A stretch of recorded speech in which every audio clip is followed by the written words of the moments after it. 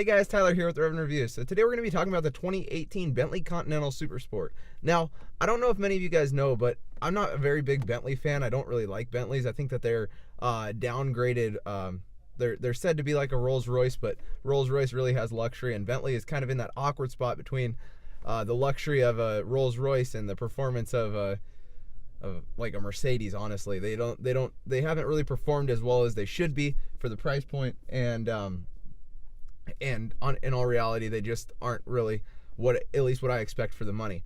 But some people think otherwise. I mean, for me, the depreciation just hits so hard on those cars. I mean, I was looking at a 2007 Bentley Continental the other day that was like $250,000 off the showroom floor when it was bought back in 2007, and now it's selling for $83,000. So that just goes to tell you that you lose nearly a house through buying a brand new Bentley. But nonetheless, Bentley has been around for nearly a century now. Well, probably longer than a century. But nonetheless, they have been producing cars for quite some time. They've created multiple different variants of the Supersport, and they're on their newest version now. They just released back in 2013, I believe, Bentley Continental GT3.R or GT3R, which I actually got to see one. I got to sit in one down in La Jolla, California, and in all reality, to me, it wasn't the kind of car that I would go and spend $300,000+ on. I didn't really like it. I didn't really like the way that the leather felt. It felt like a cheaply made, honestly, it felt cheaper than a Mercedes. I've sat in multiple Mercedes and it felt cheaper than that. But performance-wise, it might have been a little bit different. I'm not 100% sure. I'm going to give it the benefit of the doubt and say whatever. But anyways, on this, we're talking about the 2018 Bentley Continental Supersport. So it's come out already. There's a few variants here in the U.S. I know there's a couple here in LA County, and there's the performance specs and everything we know. So this is going to be a little bit of a longer video, but please stay tuned because it's going to be a great video, and you guys are going to hear a lot of information because I did a lot of research on this. So it's got the W12, which, if any of you guys don't know what a W12, it's basically two V6s. So basically a V6 is just the engine. You have 3 pistons on each side, and it looks like that. It's a V. And then with a V12, you get the 2 V's and you put them together and it makes a W.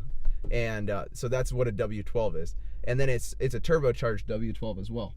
So it's able to produce upwards towards 700 horsepower and 750 foot-pound of torque using those turbos in that W12, which is awesome and insane. The predecessor to this was producing in the 600s, and the way that they got to add this power to it isn't because they just reworked the engine. They completely redid the whole turbo system because it's a turbocharged engine.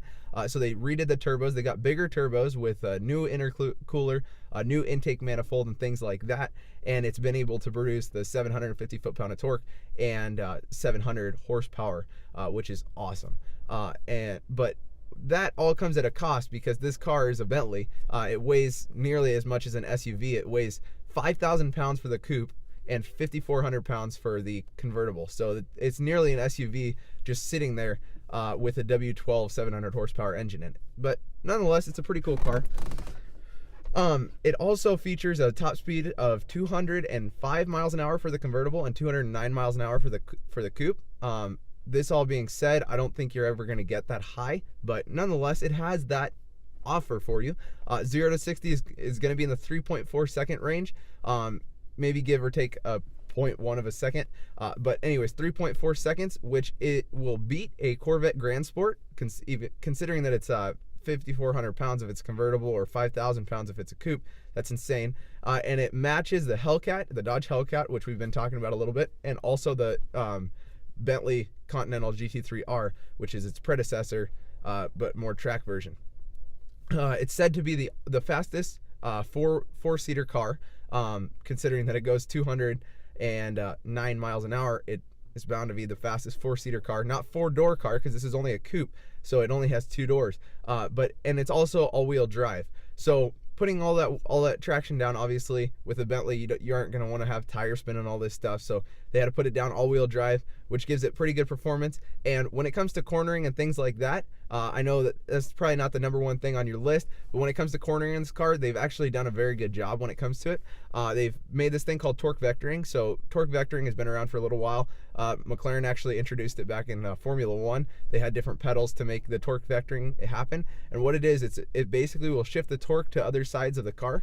So say you're going around a corner, it'll break the inside of the car, like the inner wheels of the corner, and it'll put power onto the outer wheels to make you zip around that corner pretty quick and help you handle a little bit better.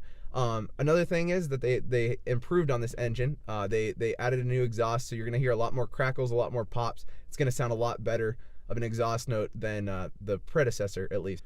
When you guys are curious as to how they put this power down to the ground, they're going to be routing it through an 8-speed automatic transmission to the rear wheels and to the front wheels. Like I said, it's all-wheel drive. This automatic transmission is going to offer you paddle shifters. They've said that the paddle shifters are in an awkward spot to where you have to reach to them. I have never seen this Continental Super Sport, but I'll take the writers of this article for their word for it. And it'll take that torque, and since it's an all-wheel drive car, they're going to put 60% in the back and 40% in the front, or you can switch it to where it's 85% in the back and 35% in the front. When it comes to the suspension and things like that, the suspension's actually an air spring suspension, so it uses air to make you have that nice ride, but it's also able to switch back and forth between a harsh driving mode and a more Bentley driving mode, if you will. The braking, carbon ceramic brakes, as many of you guys know, they're the #1 brakes when it comes to cooling and things like that. Race cars and things like that have carbon ceramic brakes, just for the simple fact that they're the best on the market, I guess you could say. But with that normally comes an accumulation of brake dust, because those things eat through the pads, considering that it's a track car, and it also comes with the sound of screeching when you're pulling up to stops and things like that. But Bentley has done great, I guess, with their engineers, and they've removed both of those problems. So there's no accumulation of brake dust, which is good, and it also doesn't squeak. So congratulations, Bentley. I really applaud you for that. When it comes to the tires and things like that, we don't know the exact size of the tire, at least I don't. But it is 21-inch forged aluminum rims, which are pretty cool, and they honestly look really awesome. What makes this different than a regular Continental, though? So we know that there's a lot more power, and I mean, it's got a lot more features like that, but they have to make something different in order to get people to buy it with the $300,000 price tag. So what they've done is they've put new fascias of wood in there. They have a 3-tone leather for the seats. They have new door panels. On the outside, you have a wing on the trunk, which looks really cool. And you also have exposed carbon fiber nearly everywhere around. On the exterior as well, there's going to be black accents everywhere. So anywhere that you would normally see like a chrome piece is going to be black, which looks honestly really awesome.